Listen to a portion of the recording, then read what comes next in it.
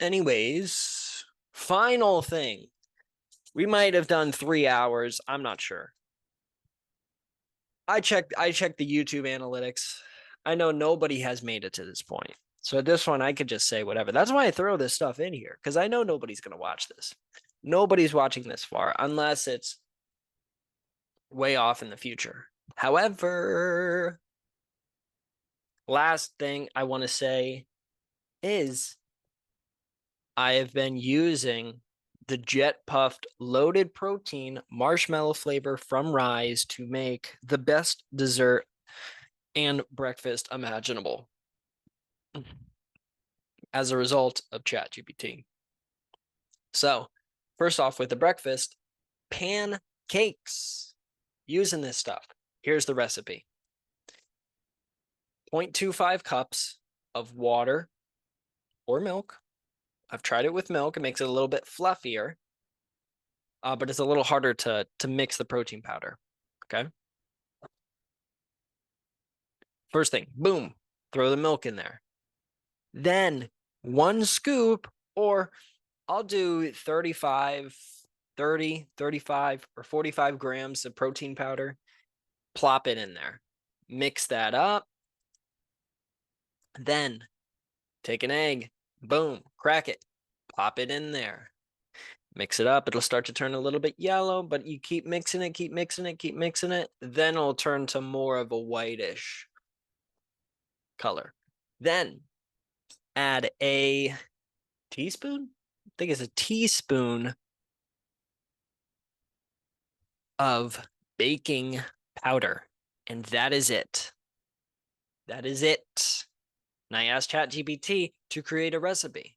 Create a protein pancake recipe using, or I said something like make a very easy protein pancake recipe. And then it said you should add like chia seeds to it. I would say create a recipe without adding chia seeds. Okay, well, instead of chia seeds, use this. No, like I kept inputting until I got to this final product where it's ingredients everybody should have. Everybody has water.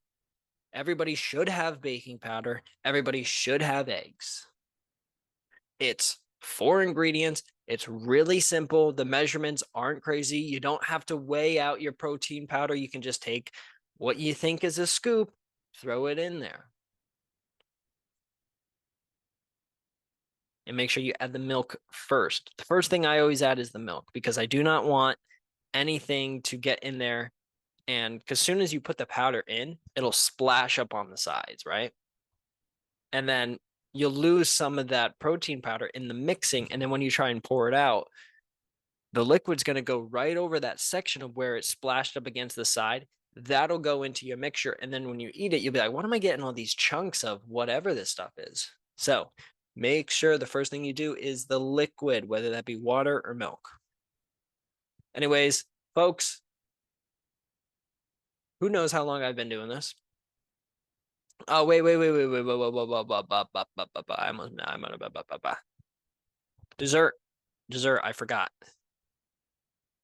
Kirkland brand. If you have a Costco membership, the Kirkland brand, regular, no flavor, no sugar, nothing. Regular, straight up, plain yogurt, Greek yogurt from Costco. Take a couple of scoops of that. Once again, I'm not measuring.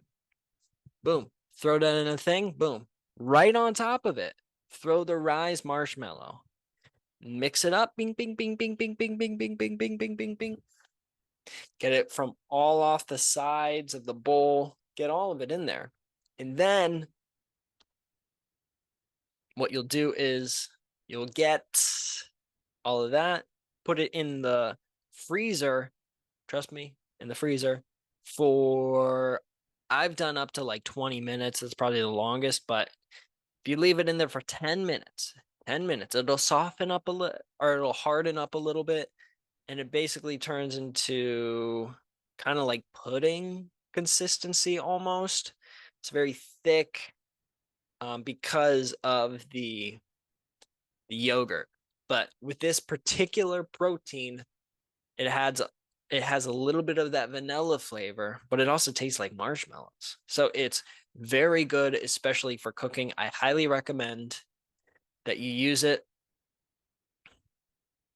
for when you are cooking, because particularly with this brand, they also use high quality protein as well.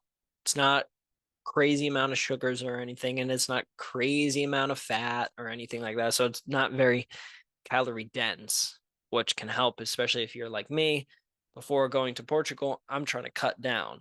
I think yesterday I weighed myself, I was 163, I believe.